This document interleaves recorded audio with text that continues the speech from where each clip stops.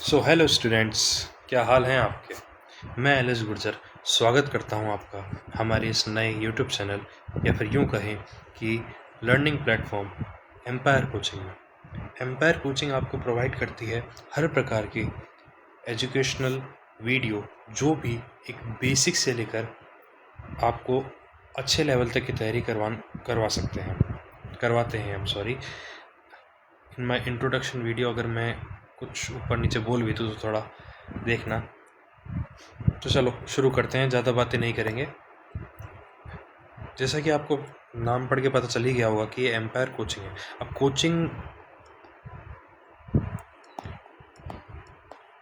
का मतलब, सबसे पहली चीज़ तो ये है कि कोचिंग का मतलब क्या होता है हमारे। आजकल बच्चों में सीधी सीधी बात चलती है, अगर किसी भी पेपर की तैयारी करनी है, चलो मानो कि जैसे हमने एसएससी को उठाया, किसी भी बच्चे ने सोचा एसएससी की तैयारी करनी है, या फिर 12th पास हुआ बच्चा एयरफोर्स, नेवी एक्सेट्रा किसी भी फील्ड में अगर तैयारी करना चाहता है तो वह, अब देखिए 12th से जस्ट पास हुआ बच्चा, उसको ये नहीं पता होता है कि सब्जेक्ट क्या होता है क्या नहीं होते हैं। आजकल तो चलो यूट्यूब पर आ गया है, अरे सॉरी, आजकल तो चलो यूट्यूब सभी चीज़ें प्रोवाइड करा देता है।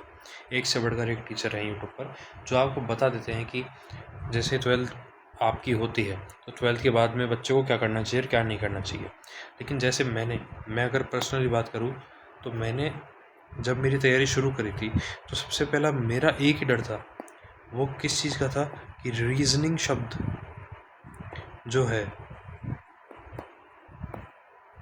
जिसको हम हिंदी में तर्क शक्ति बोलते हैं, ये जो सब्जेक्ट है ये क्या है किसी को नहीं पता होता। 12th के बाद में किसी को नहीं पता, जस्ट 12th पास करते ही किसी को भी ये नहीं होता कि रीजनिंग शब्द या फिर ये रीजनिंग जो भी सब्जेक्ट है इसमें करते क्या है क्या नहीं है। लेकिन हाँ ये है कि अगर इसको एक बार बच्चा अच्छे से पढ़ लेता है, इसकी कोई भी, मैं नहीं कहता कोई भी स्पेशल बुक प्रोवाइड नहीं कराऊंगा या फिर आपको भी रिकमेंड नहीं करता हूँ मैं, लेकिन अगर कोई भी एक बुक जिसे बच्चा पढ़ ले अच्छे से, तो रीजनिंग कोई हार्ड सब्जेक्ट नहीं है। एक बेसिक नॉलेज के लिए, किसकी, रीजनिंग की एक बेसिक नॉलेज के लिए एक बुक को सॉल्व करना सबसे ज़्यादा ज़रूरी होता है। ठीक है, जैसे मैं मेरी बात करूँ तो मैंने सबसे पहले माथुरिया पब्लिकेशंस की बुक को सॉल्व करा, उसके मैंने लगभग पूरी बुक सॉल्व कर चुका हूँ मैं, है ना। तो अब मेरे को इतना है कि मैं आपको रीजनिंग इसलिए ही पढ़ा रहा हूँ क्योंकि मैं एक बेसिक से लेकर उसके अच्छे लेवल तक की तैयारी कर चुका हूँ। इस अच्छे लेवल की तैयारी को कैसे करते हैं, क्या करते हैं, क्या क्या करना होगा, ये समझाने के लिए पहली ये वीडियो बनाई जा रही है। और हाँ, ये मैं ज़रूर बता दूँ कि जो बच्चे 12th जस्ट पास किए हैं या जो सोच रहे हैं अभी जस्ट पास करके 12th की कि उनको सरकारी नौकरी की तैयारी करनी है और रीजनिंग पढ़नी है, तो कहाँ से पढ़ें, तो ये स्पेशली उन्हीं बच्चों के लिए है। ठीक है, अब देखिए, चलो शुरू करते हैं अपने तर्क शक्ति की क्लास को। इसको बड़ा कर दिया, ठीक है। अब देखिए, रीजनिंग हिंदी में ये होती है तर्क शक्ति।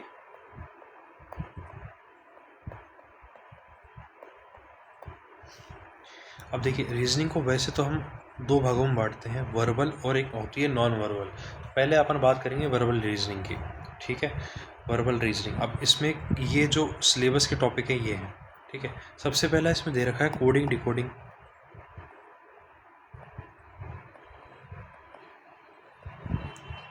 कोडिंग डिकोडिंग, ठीक है। अब बच्चों, साफ साफ नाम से समझ में आ रहा है कि एक शब्द का मतलब होगा कोडिंग यानी कोड, और उसको डिकोड करना, ये इसके नाम से समझ में आ रहा है कि हमें क्या करने के लिए बोलेगा इस सेक्टर में, ठीक है। और बाकी जिसको नहीं आ रहा तो एक एग्जांपल लेते हैं, चलो ठीक है। अपने को अल्फ़ाबेट सब ने पढ़े हैं बचपन में, A to Z सबको पता होता है कि अल्फ़ाबेट होते हैं, ये अब 12th पास कर चुके हो आप बच्चे, तो इतना तो सबको ही पता होगा कि A से Z तक के अल्फ़ाबेट्स क्या होते हैं, किस नंबर पे आते हैं। मैं उम्मीद करूँगा कि हाँ, ये मानता हूँ कि नंबर भले ही कईयों को याद ना हो, लेकिन इतना तो सबको पता है कि A, B, C और D, इन 4 का नंबर तो सबको याद होगा। ठीक है, अब देखिए मैंने लिख दिया, मानो मैं लिखता हूँ D, B, C और A। ठीक है, अब मैं लिख दिया कि इसको अपन लिख सकते हैं 5, 3, 4 और 2। अब देखिए ये एक क्वेश्चन है, अब इसमें ये आपको ये एक क्वेश्चन बना के देगा और आपसे एग्जामिनर दूसरा क्वेश्चन क्या बनाएगा कि E, F और G, मतलब कि जो ये ऊपर वाला है ना, ऊपर वाला जो आपने क्वेश्चन बनाया है, इसमें जो इन अल्फ़ाबेट्स का कोड बन रहा है, ये कोड होता है, इसको डिकोड करो और सेम पैटर्न जो है वो दूसरे वाले में लगाओ।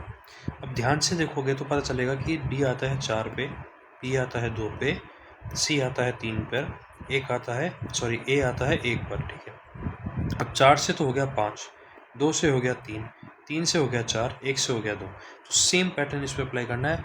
E आता है 5 पर, तो ये हो गया 6, F आता है 6 पर, तो ये हो गया 7, और G आता है 7 पर, तो ये हो गया 8। बस यही है कोडिंग डिकोडिंग। अब इसी कोडिंग डिकोडिंग के अलग अलग पार्ट होते हैं जो अपन जब चैप्टर शुरू करेंगे तब पढ़ेंगे। ठीक है, तो पहला तो हो गया कोडिंग डिकोडिंग का। अब इसको यहाँ से हटाते हैं। अगला चैप्टर क्या है, ज़रा गौर से देखिएगा, एनालॉजी। कोडिंग डिकोडिंग से ही जस्ट मिलता जुलता है एनालॉजी। ठीक है, जब हम इस चैप्टर को शुरू करेंगे तो ये एक पैटर्न में चलेगा। देखिए पहले कोडिंग डिकोडिंग पढ़ाया जाएगा, फिर एनालॉजी पढ़ाया जाएगा, फिर सिमिलर सेट पढ़ाए जाएंगे, फिर क्लासिफिकेशन, फिर सीरीज़। अब सीरीज़ यानी हो गया, देखिए 1, 3, 5, 7। सीरीज़ का मतलब प्लस का 2 भी ले सकते हो आप, इसमें प्लस का 2। ठीक है, या फिर इनको अभाज्य संख्या भी कहते हैं। तो इस तरीके से एक सीरीज़ आती है, उनके क्वेश्चन बनेंगे। तो ये सीरीज़ वाले चैप्टर के पैटर्न के सब्जेक्ट हो गए। ठीक, क्वेश्चन हो गए। अब अगला जो चैप्टर मैं बता रहा हूँ, ब्लड रिलेशन। मतलब किसका नहीं पसंद होगा, किसको पसंद नहीं होगा इस चैप्टर को पढ़ना यार। आप कहते हो ब्लड रिलेशन,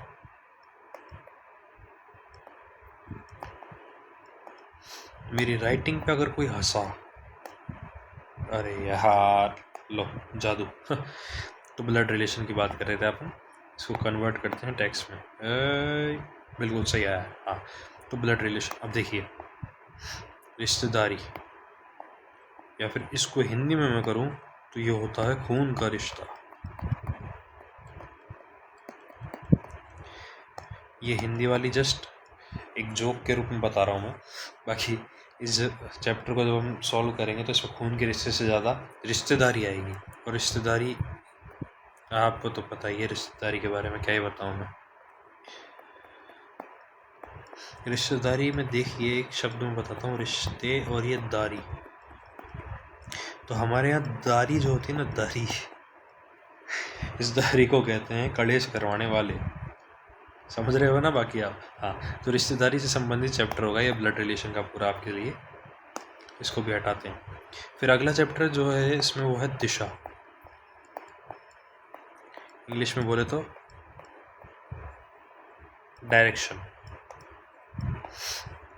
बेसिक नॉलेज की दिशा कितने प्रकार की, 4, उत्तर, दक्षिण, पूर्व, पश्चिम। ठीक है, ये बहुत बहुत बहुत बहुत बहुत बेसिक नॉलेज है इस चैप्टर की। बाकी जब शुरू करेंगे तो इसे पूरा करेंगे। अगला आता है वेन डायग्राम। वेन डायग्राम ये देखे होंगे आपने रीजनिंग में, ये वेन डायग्राम के पार्ट्स हैं। ठीक है, वेन डायग्राम हो गया। फिर syllogism, ranking and order sequence, setting arrangement, dictionary order, find the missing number. तो ये जो पूरा का पूरा वर्बल रीजनिंग का जो भी है, ये आपको बेसिक से लेकर एडवांस बोल लो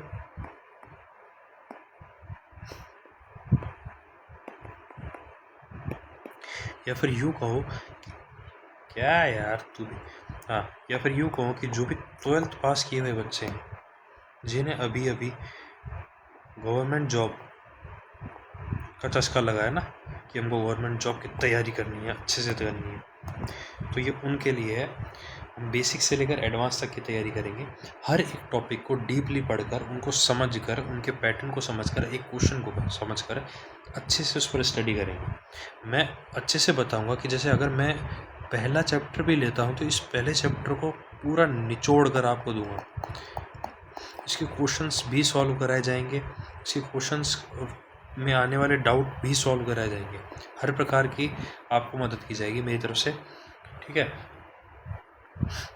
और देखिए, जो भी गवर्नमेंट जॉब की तैयारी करने की सोचते हैं ना बच्चे, अधिकतर हर साल 12th पास किए हुए बच्चे, अगर मानो पूरे देश में 100% बच्चों ने 12th पास करी है, तो उसमें से 80% बच्चे गवर्नमेंट जॉब की तरफ आते ही आते हैं। ये कन्फर्मेशन है, ठीक है। अब इन 80% बच्चों में से मैं मानता हूँ कि सब नहीं, लेकिन 50% बच्चे भी लेंगे। इन 80 के 50% नहीं कह रहा मैं, इन 100 के 50% कह रहा हूँ। यानी 30% बच्चे तो ये बचे, फिर 50% बच्चे ये बचे टोटल 100 में से, और 20% तो गए प्राइवेट जॉब की तरफ। इनको नहीं पता होता है कि किस तरीके से और क्या करना होता है। तो मैं हर एक पैटर्न बताऊंगा आपको कि एग्ज़ाम में पेपर का पैटर्न क्या है, एग्ज़ाम में पेपर सॉल्व करने का पैटर्न क्या है, एग्ज़ाम पास करने के लिए आपको क्या क्या करना होगा। हर प्रकार की मदद करूंगा मैं आपकी। तो आज ये पहली क्लास मानता हूँ छोटी है, क्योंकि ये एक इंट्रोडक्शन क्लास थी हमारी इस नई